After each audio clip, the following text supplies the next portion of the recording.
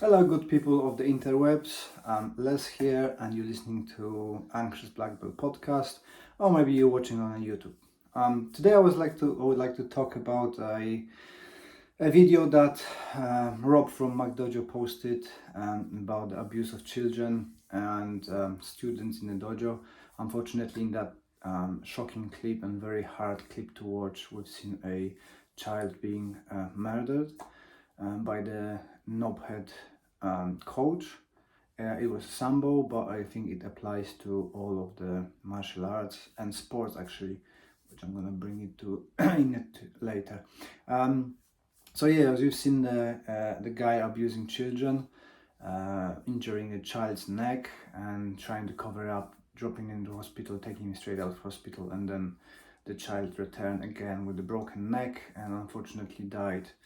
But you can see that he was not only abusing one child but whole group, throwing them and taking his anger on them. And few people said there was some adults in there and didn't take any action. The problem with this is that we're looking at it from our culture, that people don't abuse other people, but unfortunately in other cultures this is quite normal. So from what I know, I've got few friends from Eastern Europe, farther in Poland and Greece, Thailand and stuff like that, and India. And unfortunately, what for us is barbaric, for others is quite normal. In Russia, we know that Russia and other republics surrounding Russia, abuse of women and children is daily occurrence. It's normal. Nobody is seeing a problem with it. It's acceptable. This is one of the reasons why their athletes are so tough. And in any way, I'm not justifying being brutal or taking on your students, lashing out on your students and stuff like that. Those who train with me know that I'm kind of opposite. I prefer to praise and laugh and relax manner. I don't believe in a strict training protocols, even those from Japan in 70s. Everybody's in one lines and do what they've been told and stuff like that. I like to have a conversation and everybody trains and everybody feels relaxed. But those who train in Russia, and there's a really nice, really good documentary on Netflix, I think, or Amazon, one of those, about the athletics and how the behavior of a Eastern European, so East Germany, Russia, Poland in 80s and earlier, been influenced by the high demand and high punish rate of the athletes, and they got results. That's one of the ways to do it. If students are fearing of you, they're gonna do and perform just to avoid the punishment. And the athletics team been severely punished and forced to do stuff. And then there was that clash because the athletic coaches moved to the United States and they tried to bring the same training methods to the US team, and it didn't work because American people not used to it, and there was quite a lot of rebellion. But if you want to know more, watch it. It's on Netflix. It's actually about abuse of children by a doctor.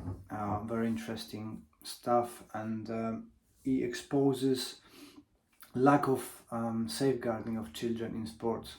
And it's not only martial arts; in every sport. In UK, Football Association only recently brought up the proper safeguarding. There's a documentary about it as well on Netflix, how coaches been hiding the rate of abuse within Athletic Football Association and stuff like that. I recommend you watching because I think we need to be really, really paying attention what's happening in every club you're sending your children to. I never thought about it because didn't have children. Since I've got children, I am very vigilant and testing and trying and seeing what people do. I like to be in the places where my children training. I know that some people say that kick your parents out. It's children's time and do stuff. But as a parent, I want to see what's happening, at least for a few first sessions, to see And like in gymnastics, we've got Max goes into gymnastics, he's training on his own, but I'm sitting on the gallery and I see what's happening.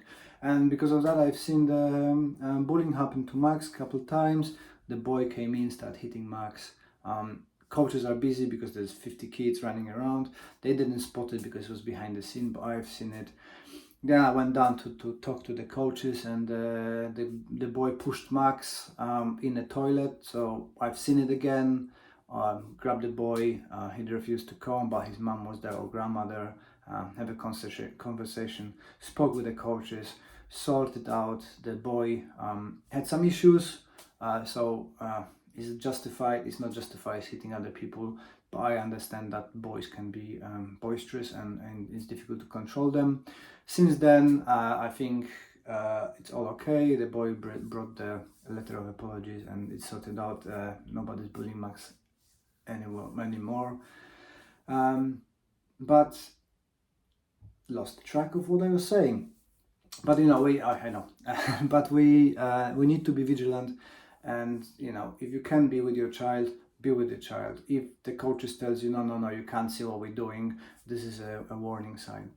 But coming back to the video and abuse, I am a strong believer in karate and martial arts making people better, and having more respect and stuff like that. It doesn't matter if you do the sport traditional and stuff, just the hard work make you better person, more respect and stuff like that. The issue with it is that if you've got a coach who doesn't give you that guidance, it's not gonna be happening. So most of the people who are more respectful and stuff like that, they getting the role model from their coaches, their friends, their teachers. So it's kind of them teaching you subconsciously how you behave. So how you conduct yourself in a class, people pick up on it and the culture grows from there. If you are a disrespectful coach, your students will be disrespectful. If you abuse people, their higher grades gonna be abuse lower people, and it trickles down, and it just kind of creates that culture. So in my club, I don't do like that. I am very respectful. I am showing people that I can be compassionate. I try to be the best, and my club is like that. People who I've got in a club are really nice people, are trying hard to help people, and we don't have any problems, issues and stuff like that. But as we've seen on the video, it's not the case. If you are a bad person and you've got the power, you're gonna be just even worse. So martial arts, sports or whatever, it's kind of like money.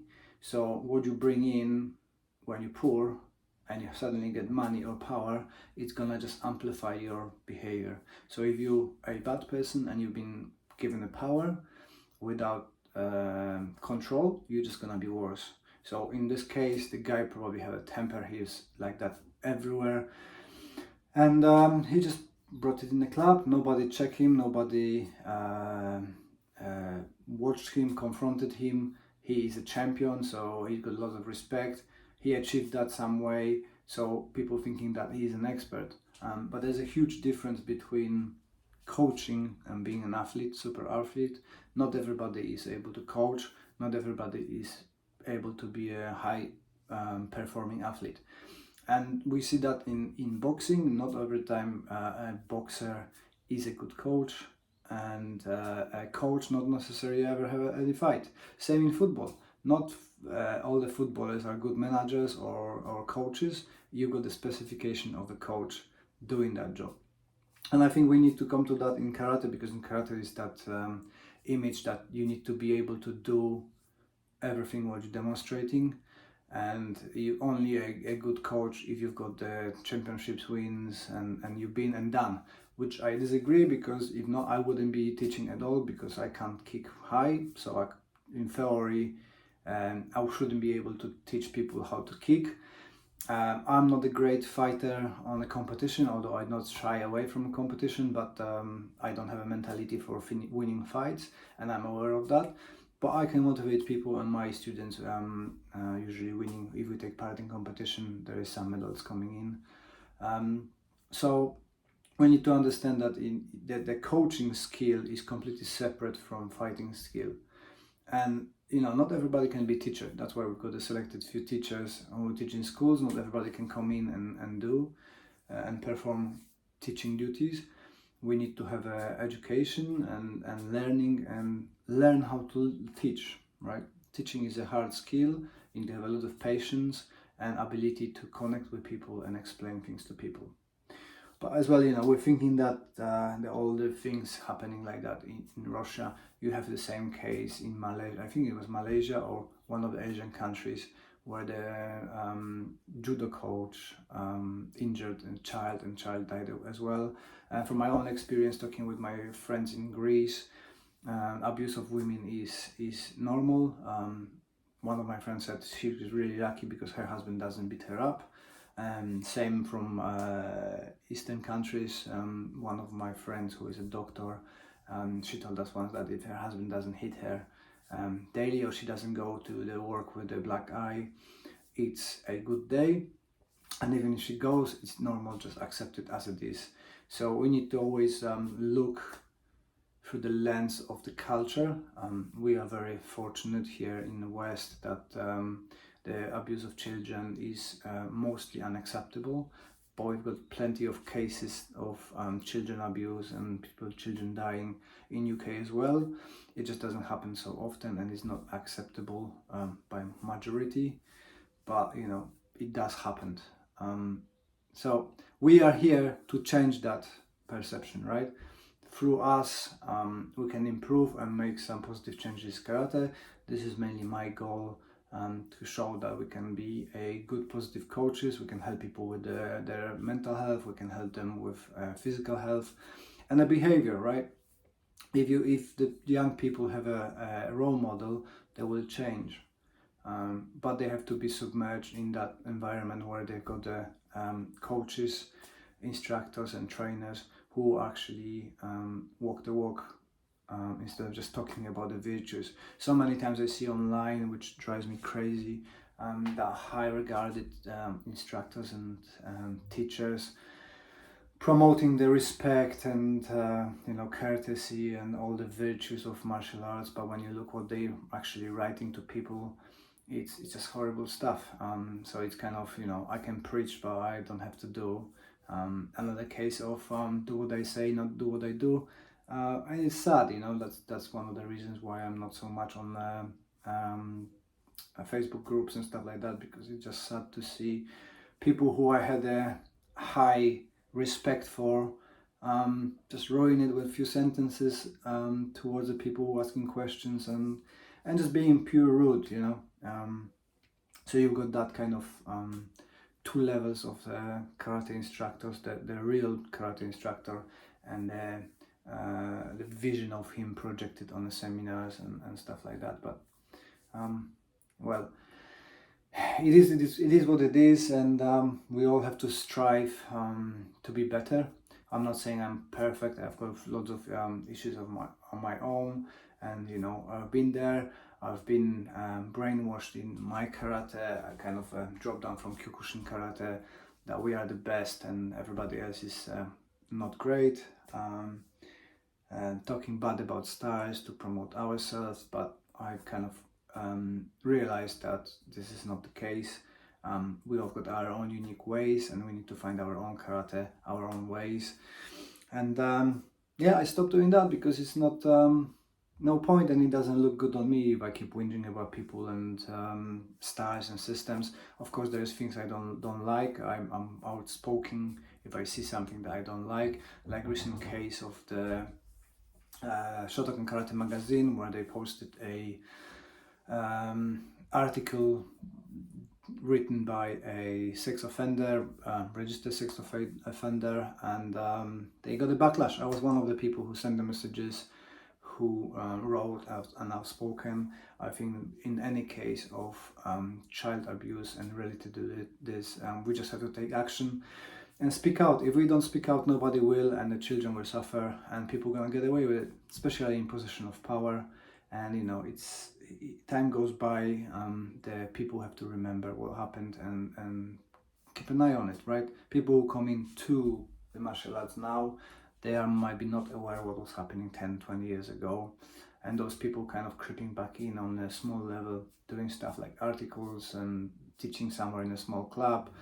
Because let's say, we got the DBS checks, but in my life, in my teaching in UK, I've been only asked once for my DBS check, and it was with mental health charity. Other organization I work for never asked me about it. I always presented it, but the checking system is not great. And if people are really good at hiding what they do and they can get away with it for a long time, you will not know that they are sex offenders or predators. So until they caught, there is no evidence. But us as a parents and community, we need to kind of self-validate people, and if we've got any concerns, bring them up, and if we can get rid of the people who are ruining the image and abusing children, women, or whoever. It can be men abused in a dojo as well, because the sensei said, and they're mentally a bit weaker. They don't stand up for themselves, and they are put in the places or having a proper training. Like I said, I don't agree with it. This is a little ramblings from me, so jumping from the topic. But in general, we need to take action. And thanks to Rob from Mac Dojo for keeping an eye and searching and researching stuff and bringing those cases, because he's got a huge following, and people can be aware, and at least people from that country might see that video by chance and then slowly change their, I don't want to send my child to that school or to any schools like that.